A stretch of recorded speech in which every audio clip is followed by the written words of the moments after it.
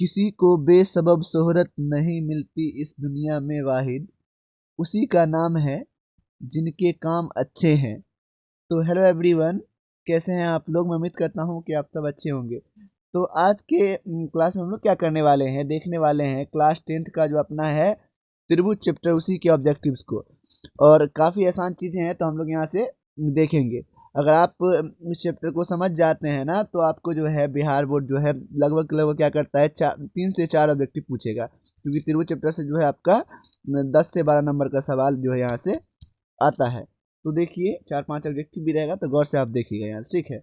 और सबसे पहले मैं क्या करता हूँ कि 5 मिनट में सबसे पहले मैं बेसिक देख लेता हूँ, ताकि आप 100% चीज़ों को कवर कर पाएंगे, ठीक है।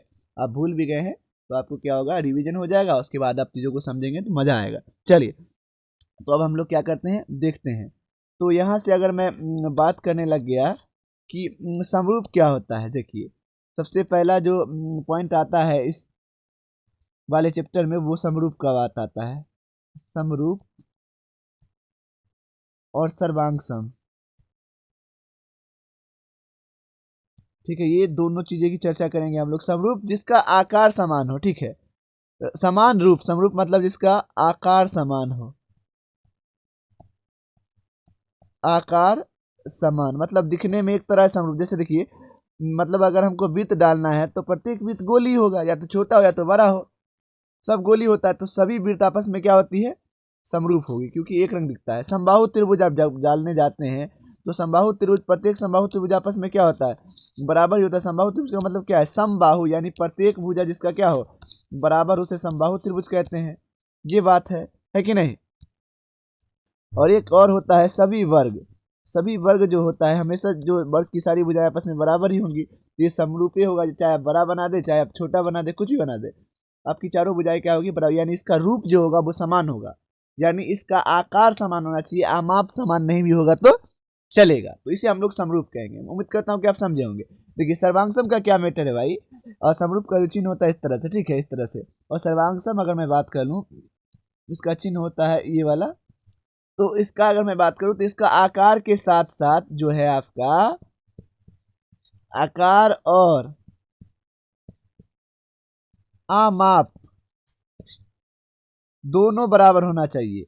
यानी कि जिस, अगर कोई चीज हमको क्या करना है, सर्वांगसम दिखना है, तो उसका आकार बराबर होना चाहिए, साथ में आमाप।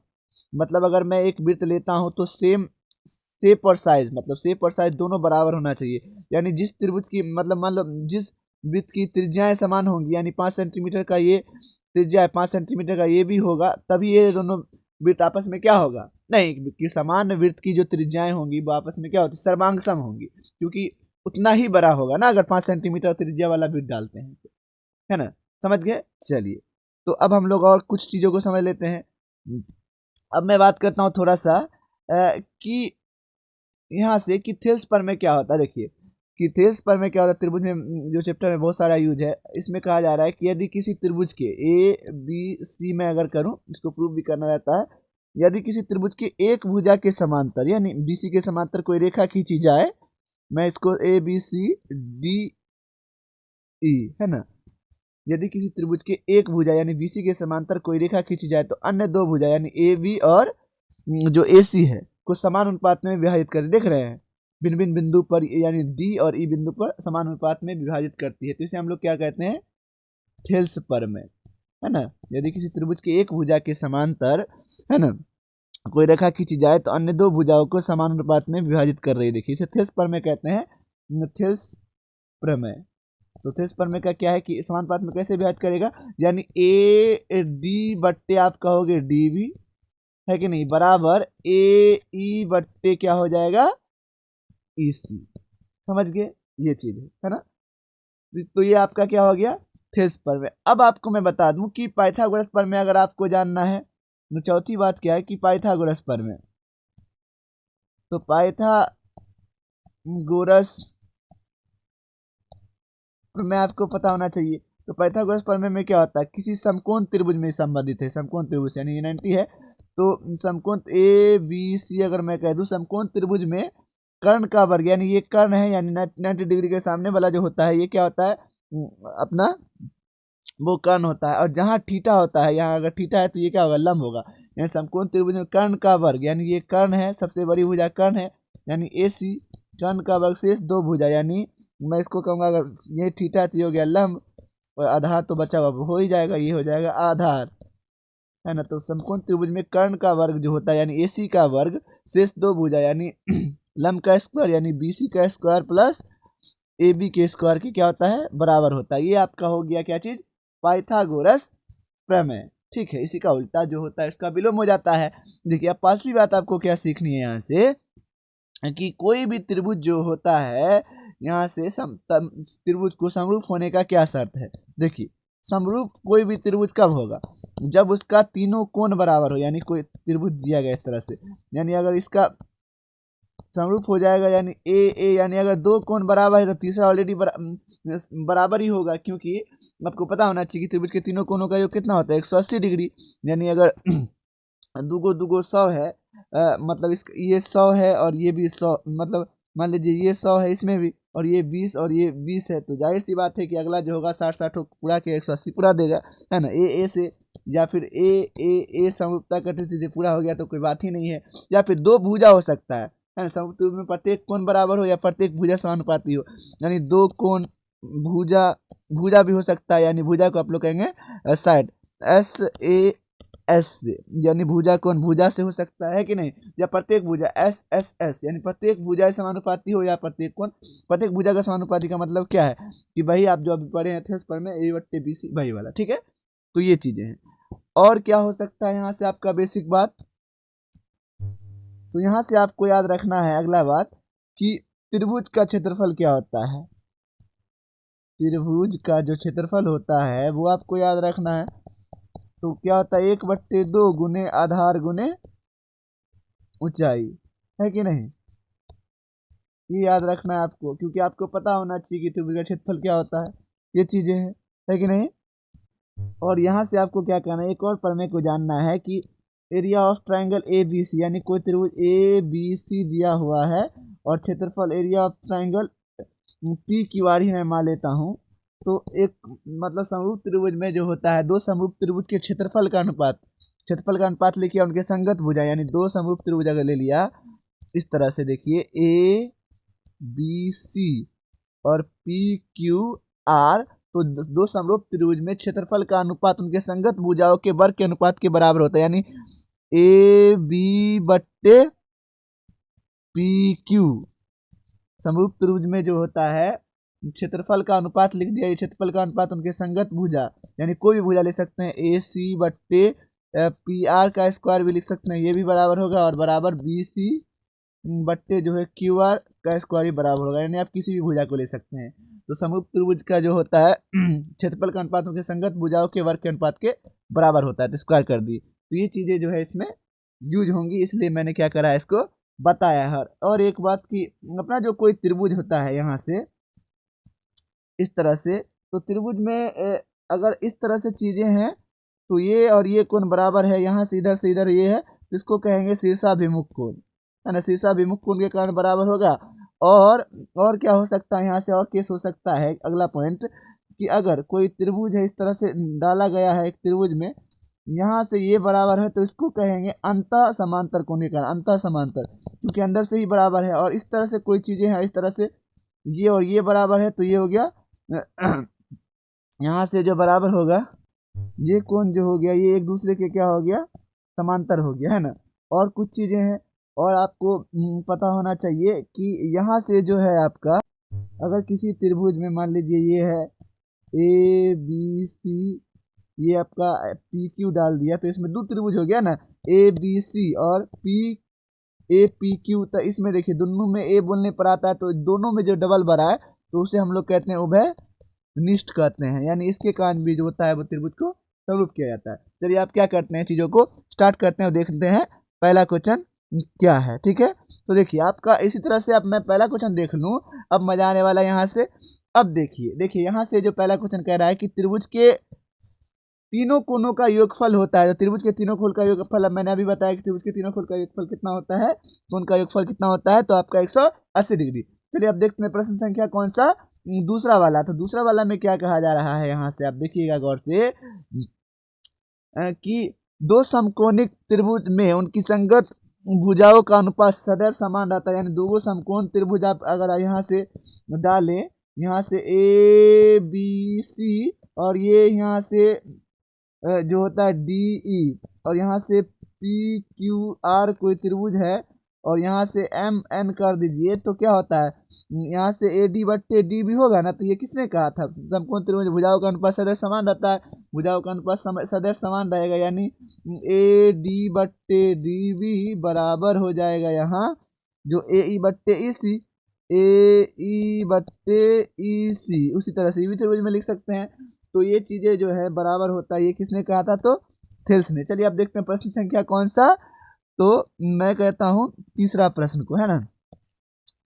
तीसरा प्रश्न आपका क्या कहता है, यहाँ से देख लीजिएगा कि समांतर चतुर्भुज की सभी जो भुजाएं होती हैं एक वृत्त को स्पर्श करे तो वो समांतर चतुर्भुज होगा, वो सम चतुर्भुज होगा। कैसे, देखिए यहाँ से अगर कोई वृत्त है, इसमें सभी भुजाएं अगर इस वृत्त को स्पर्श करेंगी इस तरह से चीजें, ये वाला, तो ये क्या होगी, सम चतुर्भुज होगी, क्योंकि वृत्त के बाह्य बिंदु से खींची गई सारी रेखाएं क्या होती हैं, बराबर होती है। ये बराबर हो जाएगा, यहाँ से ये भी बराबर हो जाएगा, और यहाँ से ये और यहाँ से ये, तो इसलिए इसका क्या हो जाएगा, सम चतुर्भुज, है ना। इसको आप सिद्ध भी कर सकते हैं, कोई दिक्कत नहीं है। तो आप देखते हैं प्रश्न संख्या कौन सा, चौथा। चौथा प्रश्न में क्या कह रहा है, यहाँ से देखिएगा गौर से कि पाइथागोरस प्रमेय का संबंध है। तो ये तो फेमस क्वेश्चन है, पाइथागोरस प्रमेय आपने पढ़ा, किससे संबंधित है, तो ये समकोण त्रिभुज में, है ना, ये समकोण त्रिभुज से संबंधित है ना। तो चलिए अब हम लोग देखते हैं प्रश्न संख्या पांचवा।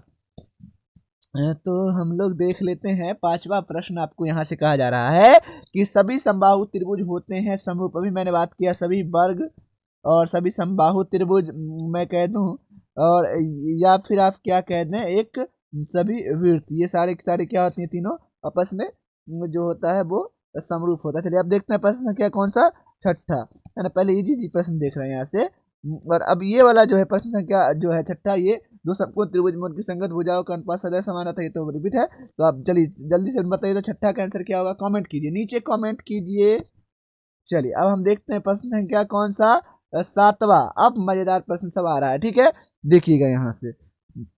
तो सातवां प्रश्न में कह रहा है दो समरूप त्रिभुज के क्षेत्रफल का अनुपात 9:4 है, तो उनकी संगत भुजाओं का मतलब ऊंचाई का अनुपात क्या होगा। तो देखिए यहाँ से आपको ऊंचाई का अनुपात पूछ रहा है ना, तो आप अभी पढ़े हैं ना कि area of triangle A B C, है ना, लेकिन आपको उतना नहीं जाना है। और area of triangle P Q R, मैं बेसिक तो आपको बताऊंगा ही। दो त्रिभुज है ए बी सी और त्रिभुज यहाँ से पी क्यू आर, और यहाँ से मैं एक ऊंचाई डाल लूँ डी और यहाँ से एस डाल देता हूँ। तो यहाँ पे क्या होगा, सभी भुजाएं क्या होती हैं, आपस में क्या होती हैं, समानुपाती होती है। समरूप त्रिभुज के क्षेत्रफल का अनुपात संगत भुजाओं के वर्ग के अनुपात के बराबर होता है। यानी ये दोनों त्रिभुज अगर समरूप है, क्योंकि ये कोण बराबर, ये कोण ये बराबर है, अगर समरूप है, क्योंकि कह रहा है समरूप त्रिभुज में, तो सारी भुजाएं आपस में समानुपाती होंगी, यानी संगत ऊंचाई का अनुपात पूछ रहा है। तो आपको ऊंचाई जो हो जाए यहाँ से ए डी बट्टे पी एस, तो आपने पढ़ा है कि समरूप त्रिभुज के क्षेत्रफल का अनुपात संगत भुजाओं के वर्ग के अनुपात के बराबर होता है। तो यहाँ पे जो इसका क्षेत्रफल का अनुपात जो है वो दे दिया है 9 अनुपात कितना 4। तो आपको भुजा का अनुपात पूछ रहा है, तो ए डी बट्टे यहाँ से पी एस हटाइएगा, स्क्वायर तो इस पर चढ़ाइएगा रूट, तो निकल जाएगा बाहर 3 अनुपात कितना 4। आंसर हो जाएगा आपका 3 अनुपात 4, यानी ऑप्शन नंबर जो हो जाएगा आपका कौन सा सही हो जाएगा।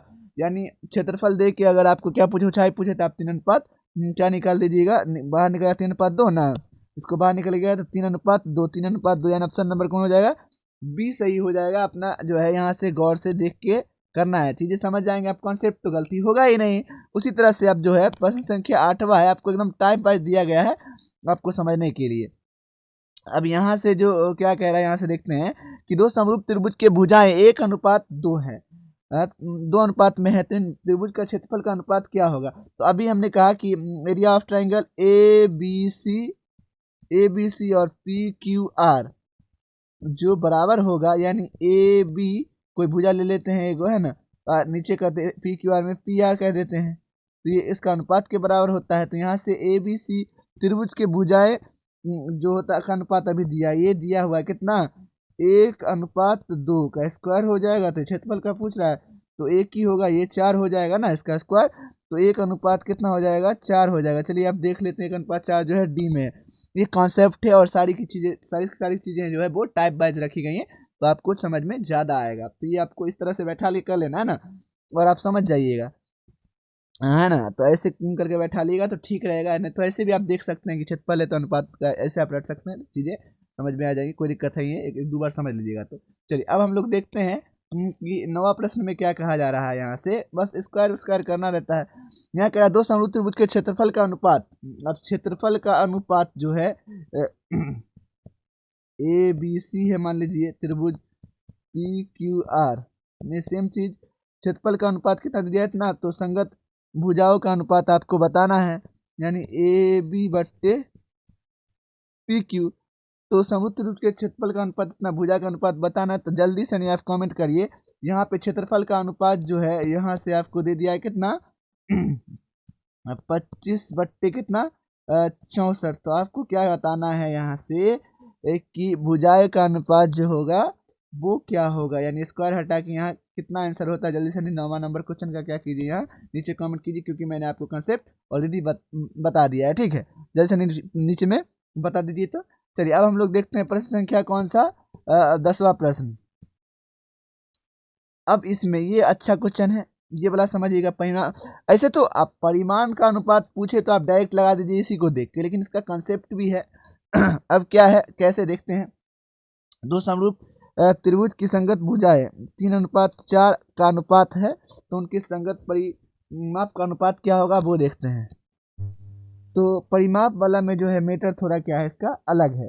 आप समान देख के डायरेक्ट लगा सकते हैं, आंसर होगा, लेकिन कैसे वो मैं आपको बता दे रहा हूँ, ठीक है।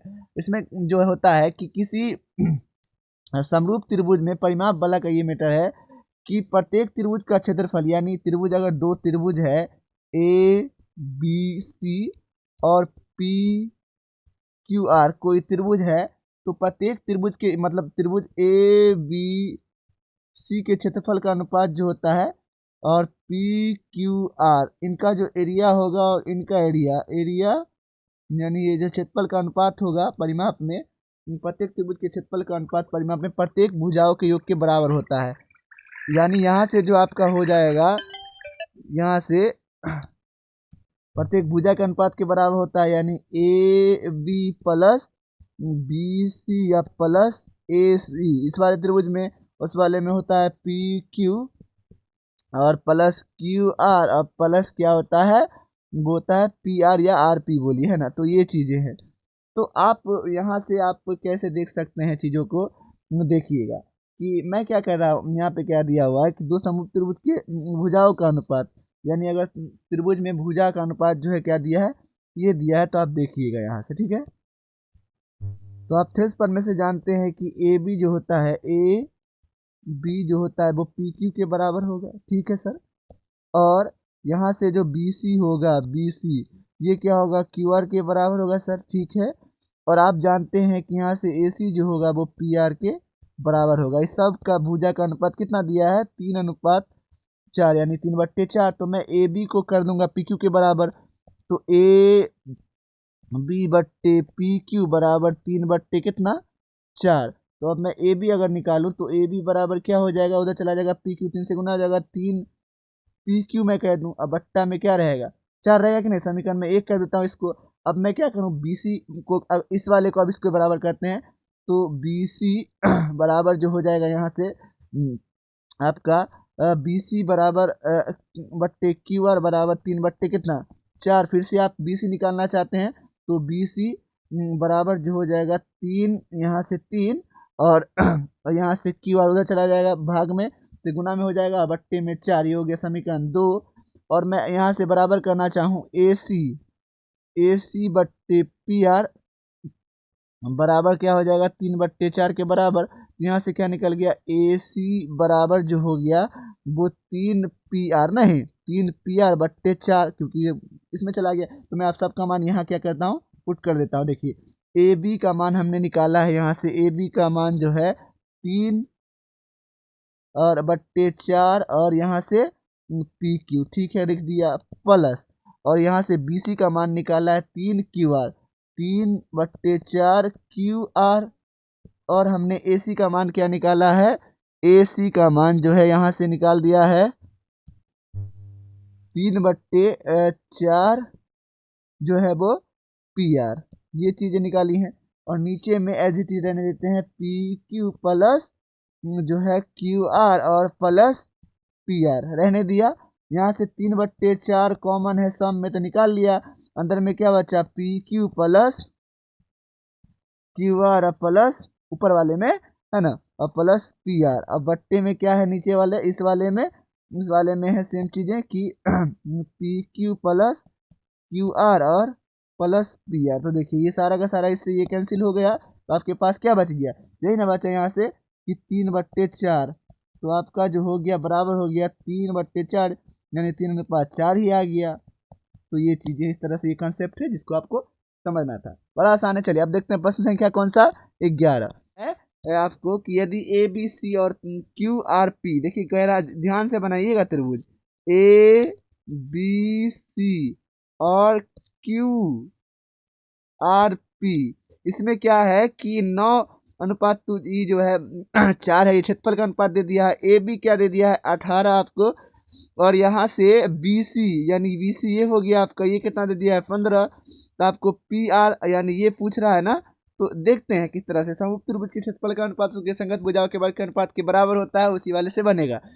तो एरिया ऑफ ट्राइंगल क्या हो जाएगा, त्रिभुज ए बी सी का क्षेत्रफल हो जाएगा बट्टे एरिया ऑफ ट्राइंगल त्रिभुज किसका, पी क्यू आर का क्षेत्रफल जो है वो दिया गया, बराबर क्या होता है, हमको जो निकालना उससे मतलब, इस वाले 18 से अभी कोई मतलब भी नहीं हमको क्या बी सी और आर यानी पी आर, बी सी बट्टे पी आर का स्क्वायर, ये होता है कि नहीं होता, बताओ आप, होता है। इससे इस दोनों भुजा से हमको इससे ये कहा, अगर क्यू आर पूछता तो हम इससे लेते।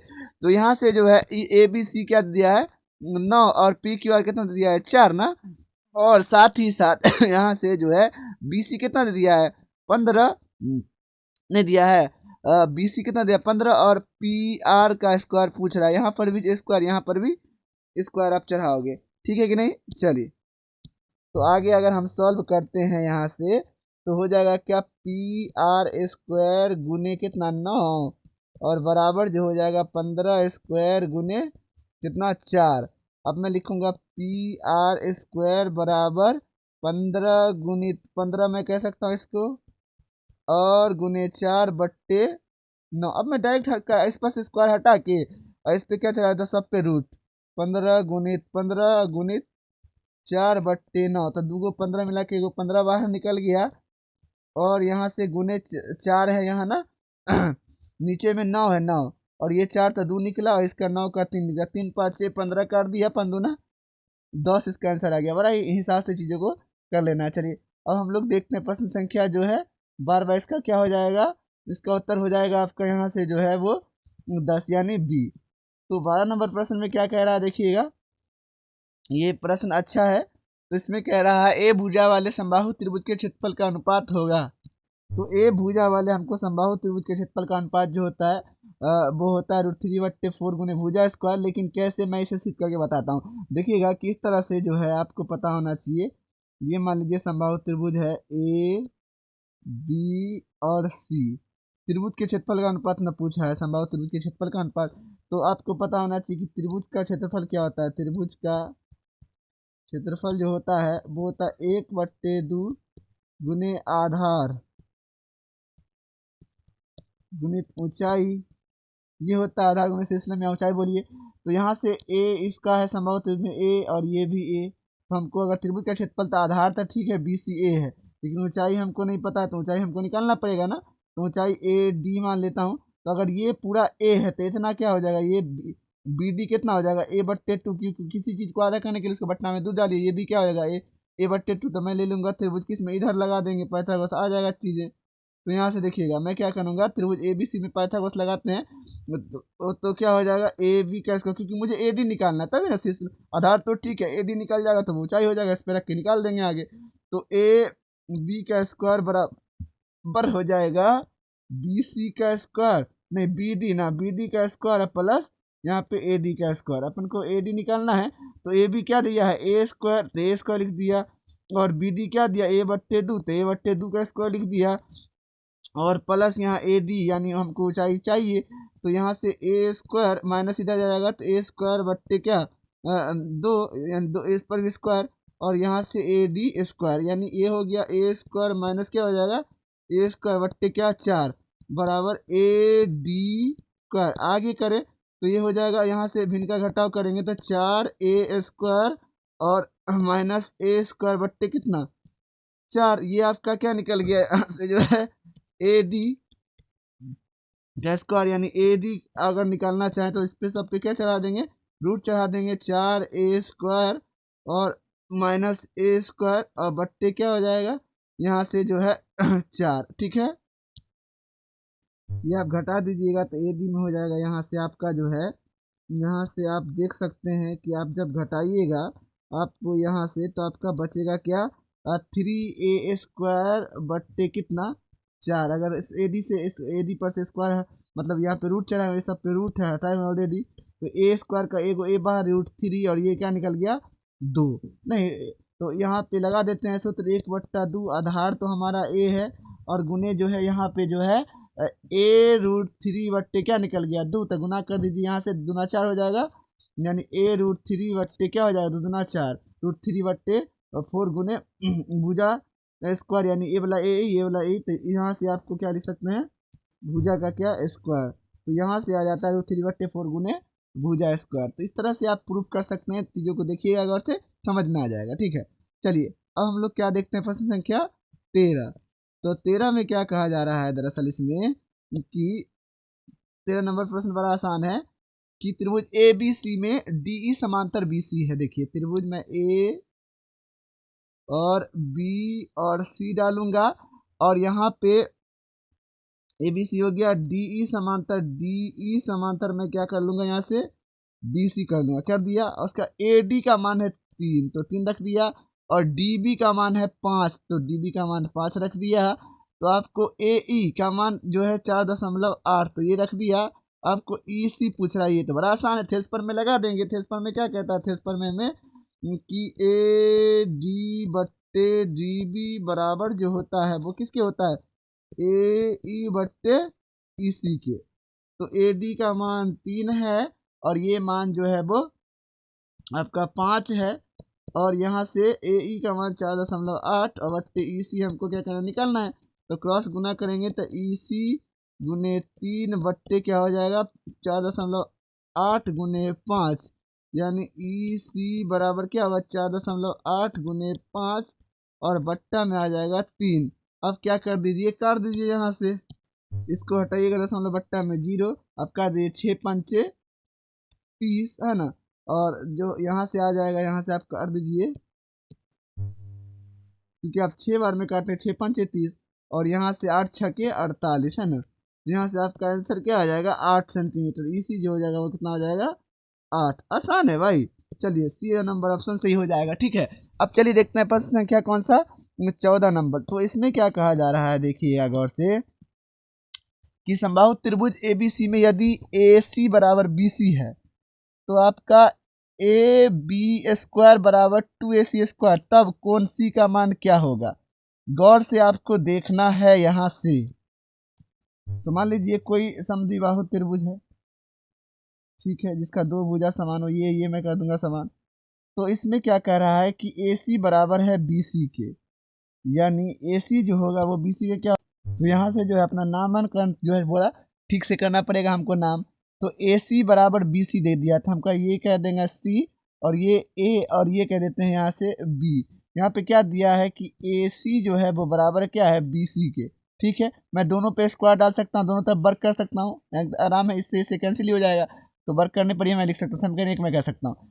और आपको दे दिया है यहाँ से ए बी का स्क्वायर जो है वो क्या है 2ac का स्क्वायर, तो आपको कौन सी पूछ रहा है, ये वाला।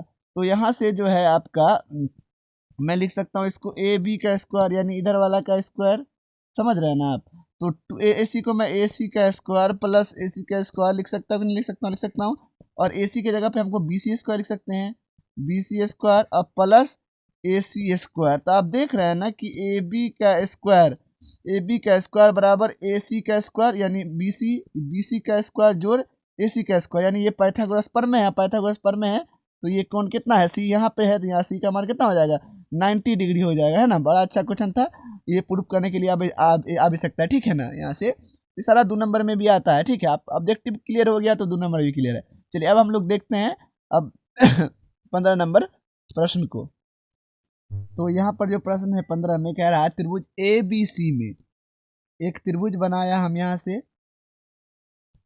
ए बी सी बनाया, कह रहा बी सी को डी बिंदु तक बढ़ाया गया, बी सी को डी तक बढ़ा दिए, चलिए बढ़ा दिए यहाँ पर। और उसके बाद कह रहा है कि जिसमें कोण ए सी डी यानी ए सी डी जो है, यहाँ से आपको ए सी डी यानी ये वाला कोण कितना दे रखा है, 110 डिग्री। चलिए ठीक है, लिख दिया। उसके बाद बी ए सी यानी ये कोण जो है आपका क्या दे रखा है, 57 डिग्री। तो क्या कह रहा है, पूछ रहा है आपको कोण ए बी सी यानी ये वाला पूछा जा रहा है। देखिए आपको मैं बता दूं कि किसी भी त्रिभुज में तो बाह्य कोण का मान अंतः सम्मुख कोण के बराबर होता है। किसी त्रिभुज के बाह्य कोण का मान, ये बाहरी कोण है, वो अंतः सम्मुख कोण के योगफल के बराबर होता है। यानी ये कि अंतः सम्मुख कोण ये दोनों है, ये दोनों ए और बी है। तो मैं कहूँगा कोण ए प्लस कोण बी जो बराबर होता है कोण ए सी डी के बराबर होता है, यानी बाह्य के बराबर होता है, अंतः सम्मुख कोण बाह्य कोण के बराबर होता है। तो कोण ए बराबर जो है वो आपका दे दिया है, यहाँ से ए बराबर दे दिया है 57, और बी निकालना है हमको, है ना। बी बोलिए या ए बी सी बोलिए, और डी ए सी डी बराबर 110 दे दिया है ना। यहाँ से तक कोण बी बराबर जो होगा 110 में से क्या कीजिएगा, 57 को घटा दीजिए, तो यहाँ से कितना आंसर आ गया, 53। तो कोण बी बराबर कितना आ जाएगा, 53, है ना। तो इस तरह से चीज़ों को आप क्या कर सकते हो, बना सकते हो, कोई दिक्कत वाला बात है नहीं, है कि नहीं। चलिए अब हम लोग क्या करते हैं, देख लेते हैं प्रश्न संख्या कौन सा, 16।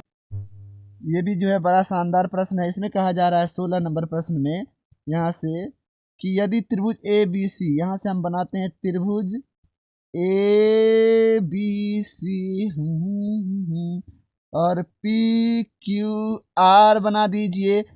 उसमें कोण ए बराबर जो है वो कोण क्यू बराबर जो है 73 दे दिया है। तो कौन सी का मान, देखिए समरूप त्रिभुज में होता है वो कोण ए बराबर कोण पी, ये कितना दे दिया है, दोनों के बराबर होता है, तो आपका दे दिया है 47 डिग्री। चलिए, और कोण जो है यहाँ से बी बराबर होगा कोण क्यू, ये कितना दे दिया है 73 डिग्री। और कोण यहाँ से सी बराबर होगा कोण आर, ये आपको पूछ रहा है। तो आप जानते हैं त्रिभुज के तीनों कोण का मान, यानी कोण ए प्लस कोण बी प्लस कोण सी, यही को आप ले ले बराबर 180 डिग्री, क्योंकि हमको सी की तरफ से लेना है। तो कोण ए बराबर आपका क्या है 47, और प्लस कोण बी बराबर कितना है 73, और प्लस कोण सी निकालना है तो 180। तो कोण सी बराबर क्या हो जाएगा 180, और इन दोनों को जोड़ देंगे तो कितना हो जाएगा आपका 100, यहाँ से आपका आ जाएगा 120, जोड़ के सेट कर दिया, मतलब ये दोनों को जोड़ सेट किया तो माइनस में हो गया, तो 120, तो यहाँ से कितना आ गया 60, समझ आए ना, पहले जोड़ दिया। देखते हैं प्रश्न संख्या जो है वो 17। इसमें क्या कहा जा रहा है कि यदि जो है किसी त्रिभुज के दो कोणों का योग, यानी मान लेंगे हम कोई त्रिभुज है, इसमें जो है एक है एक्स और एक है वाई, यानी एक्स प्लस वाई बराबर जो है तीसरा कोण के बराबर है, यानी तीसरा कोण हम लिखेंगे यहाँ, तीसरा कोण, ये चीज़ पहला पॉइंट कह रहा है, ये चीज़ पहला समीकरण में कह सकता हूँ इसको। और उसके बाद जो है आपको कहा जा रहा है कि दो कोणों का अंतर, ये तो अलग चीज़ है, यानी x माइनस वाई बराबर इसका क्या दे दिया 50।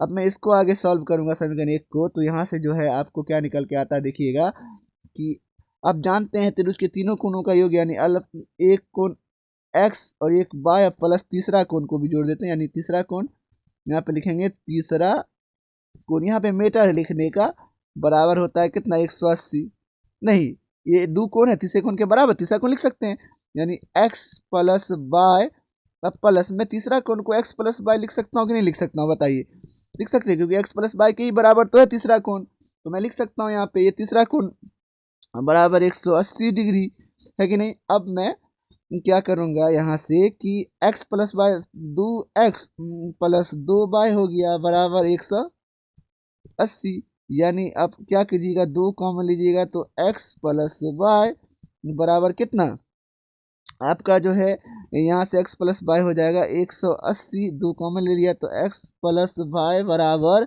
180/2 यानी कितना गया 90 है कि नहीं। x प्लस वाई बराबर कितना आ गया 90।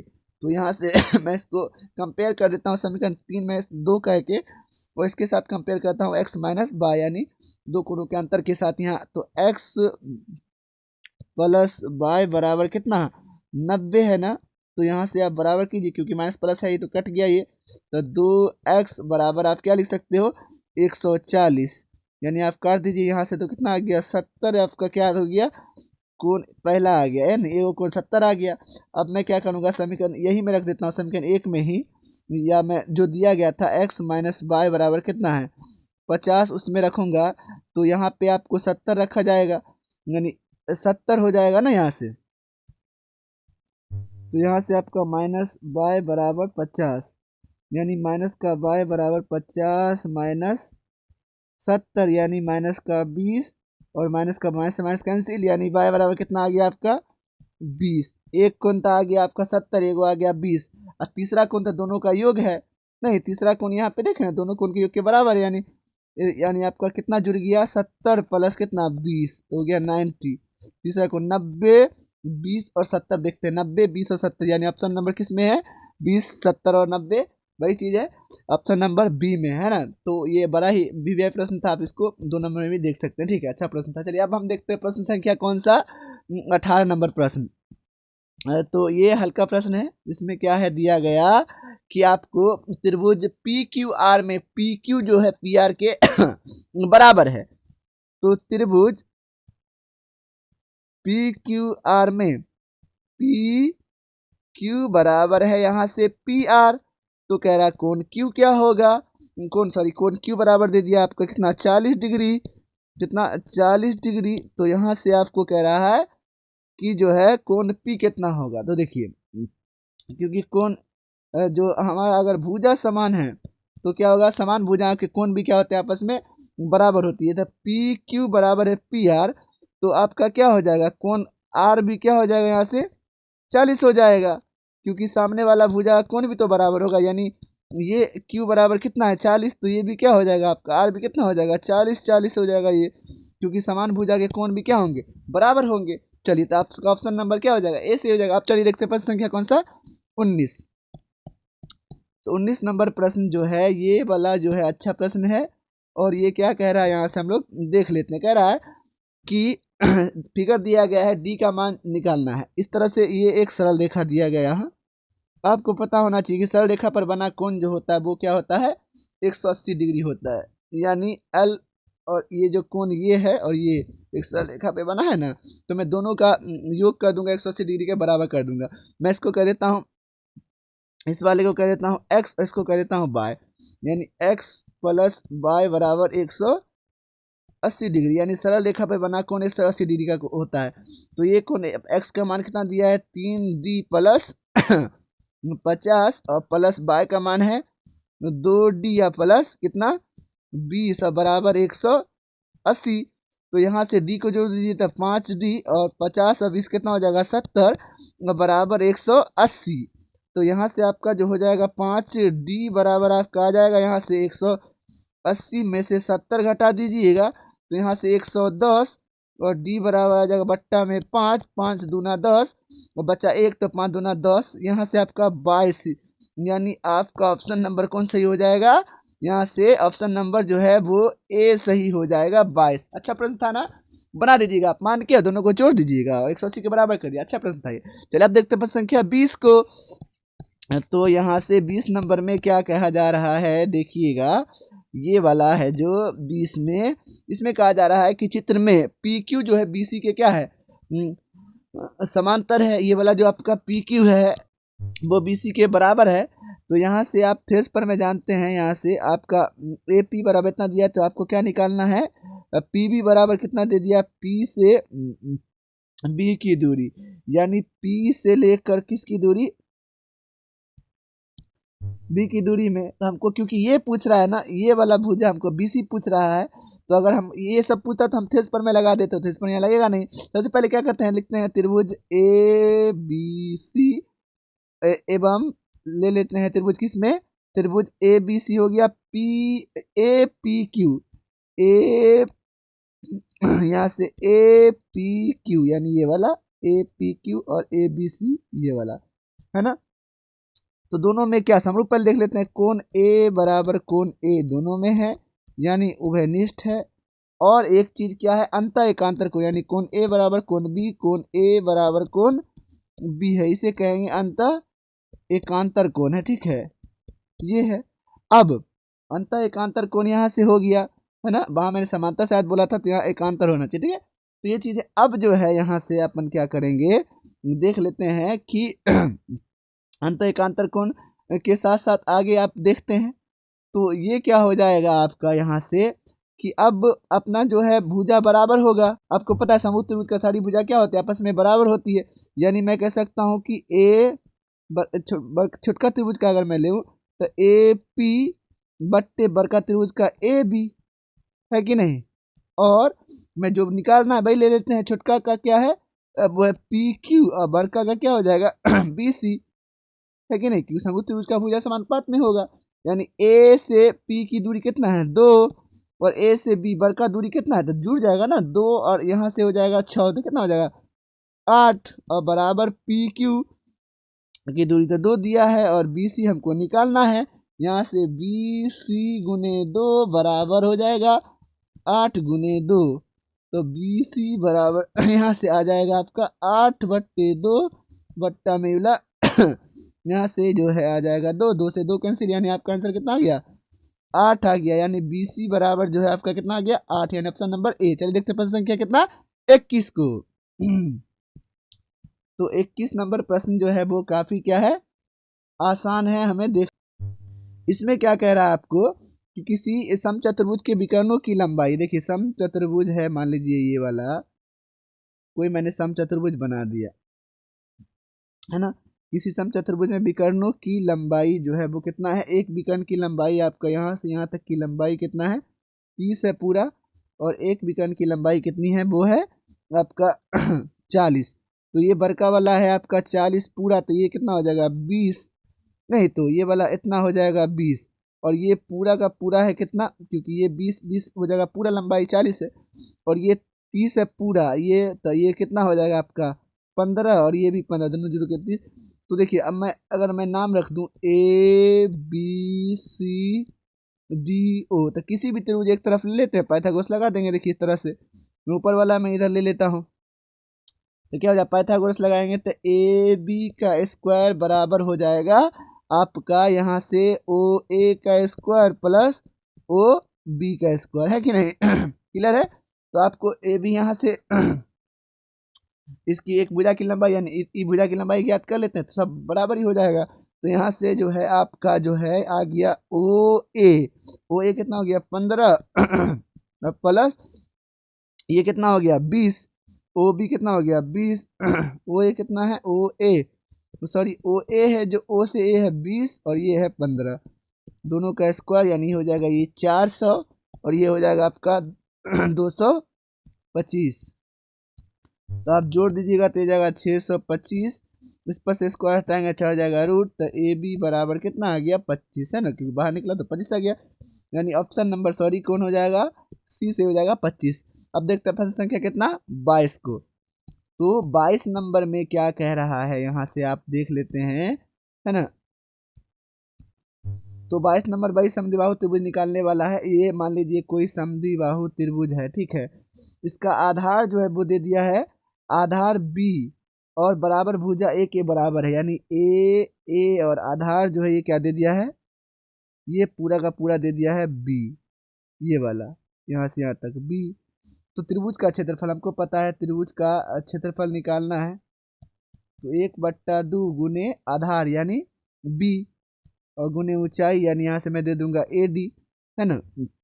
या मान लीजिए ए बी सी है तो मैं इसको ए डी कह सकता हूँ, ए डी आधार गुणे सिस्लम हो गया। तो अब देखिए यहाँ से लगाना, ये पूरा बी है तो ये आधा क्या हो जाएगा, ये हो जाएगा ए मतलब b/2 नहीं होगा, ये वाला आधा भी b/2 क्योंकि आधा करने के बट्टा में 2 डालते हैं। तो अब यहाँ इस वाले में क्या करते हैं, हम एक तरफ किधर पाइथागोरस लगाते हैं पहले, ठीक है।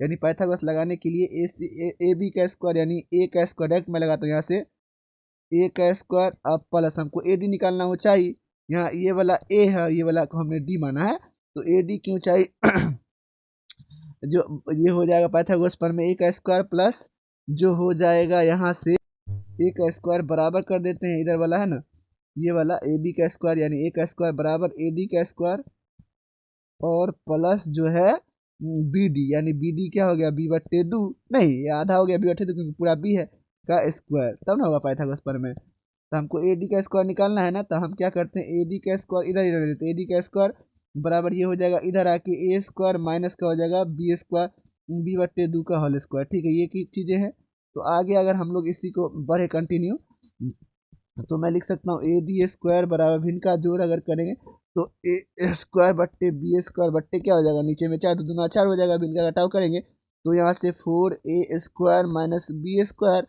और बट्टे में क्या हो जाएगा ये वाला 4। तो अब हम इस पे सब पे रूट चढ़ाते हैं, यहाँ से स्क्वायर हटाएंगे तो 4a स्क्वायर माइनस जो है ये बी स्क्वायर बट्टे में यहाँ से 4, तो अगर बाहर निकल जाता है ए डी तो यहाँ से आ जाता है 4 ए स्क्वायर माइनस बी स्क्वायर बट्टे 2, तो ए डी अब निकल गया हमको, तो यहाँ से हो गया 1/2 गुने बी जो है वो बी ही है मतलब आधार बी है और ए डी हमने निकाला है यहाँ से रूट अंडर में ये है क्योंकि ये रूट से बाहर नहीं निकला है ना, ये ना 2 ना बाहर निकला, ये तो रूट में ही है तो यहाँ आ गया रूट अंडर 4 जो हो गया ए स्क्वायर माइनस बी स्क्वायर बट्टे में 2, तो ये दूना 4 हो जाएगा बी बट्टे यहाँ से आ गया b/4 और गुने root under 4a square minus जो है बी स्क्वायर, ये जो हो गया आपका ऑप्शन नंबर कौन जो है डी सही हो गया है ना। बढ़िया प्रश्न था ये बाबू,